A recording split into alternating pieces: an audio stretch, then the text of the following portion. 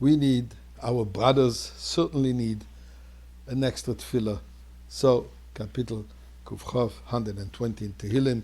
Shir Amalois, Ela Adonai Batzarosi Li Kerosi Vayaneni, Adonai Yatzilo Nafshi Mitzvah Shekem Meloshon Remiyah, Ma'id Elochom HaYosef Loch Loshon Remiyah, Chitze Gibor Shinu Nimim Gachal Eresomim, Oyo Liki Garti Mesher Shchanti Mo Lekedor, Rabas Shochlo No Nafshi Mitzvah Sholem Ani Sholem, V'chi Adaber Heimo LaMilchomo. A little tzedakah, the pushka, and now for a Dvar Torah. Yesterday we spoke about the fight, the struggle between the fish and the ox. Let us go back to the topic in Chumash and see what the Torah describes, what it makes for a kosher animal and what makes for a kosher fish, which animals are allowed to be consumed and which fish are allowed to be consumed. So in the Parsha Shmini, the Torah says, "Vaydaber Hashem el Moshe ve'el Aaron le'imor aleim." God speaks to Moshe and Aaron. It says like this: "Zois ha'chaya shetoichle mikol ha'behima shel ha'aretz." This is the living creatures of the animals, from amongst the animals that are on the earth that you're allowed to eat. Which ones? Kol ma'afretzes parsa b'shasar shesa, the animal that has a split hoof through and through. Malegero, it chews its cords. Babehema oisa tachela. From the animals, this is what you're allowed to eat.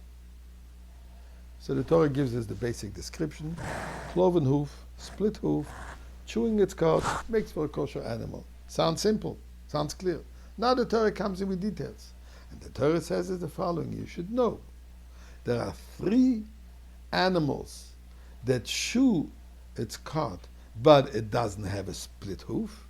And then there is 1 animal that has a split hoof but doesn't chew its cud. Then it says which ones? It says the gomel, the camel, chews its cud and doesn't have a split hoof.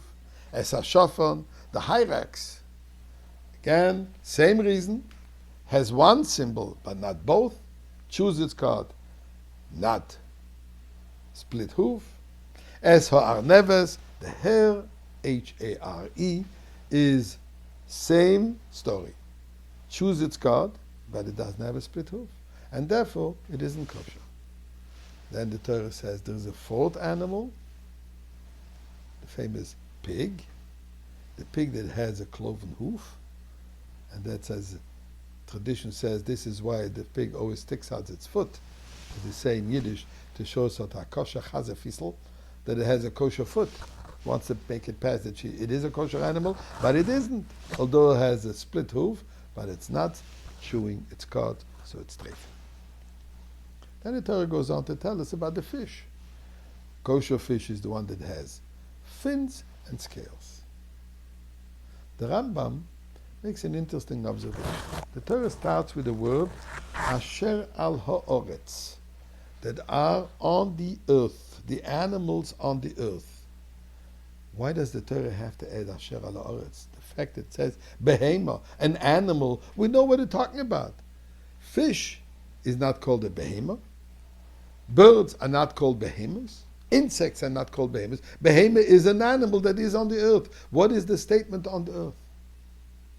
And then the Rambam says, why is the Torah going into details to tell us that there are 4 animals, 3 of them that have the sign of chewing its cud, and 1 of them that has the sign of split hoof?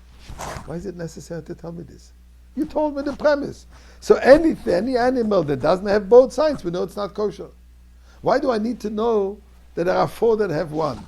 Says the Rambam, the Torah is telling us over here, you should know al ha'oretz, on the entire earth, in the entire world, entire universe, then and now, because the Torah is eternal. So when we read the Torah now, so the Torah tells us that today, Tafshin Pei Beis, there is only 4 animals that have 1 sign, 1 symbol.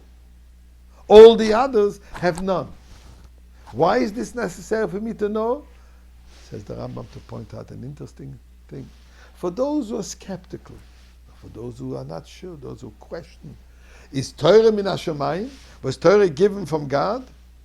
Or is it invented by man, Moshe Rabbeinu, let's say. How can any human being know, first of all, at any given time, that there is only 4 animals that have one symbol, one sign? And who can make a commitment that forever there will never be another animal, crossbred or whatever, appearing somehow, that has also only one sign? So the fact that the Torah commits itself to say this is a clear indication that Torah is God-given. The Torah is given by the Eibishter. And the Eibishter, God, can make such a statement and such a commitment. So Eibishter, we know that the Torah is yours. We don't doubt. But what we want now is the new dimension of Torah that is going to be taught by Mashiach. Please, we would like to hear it right now.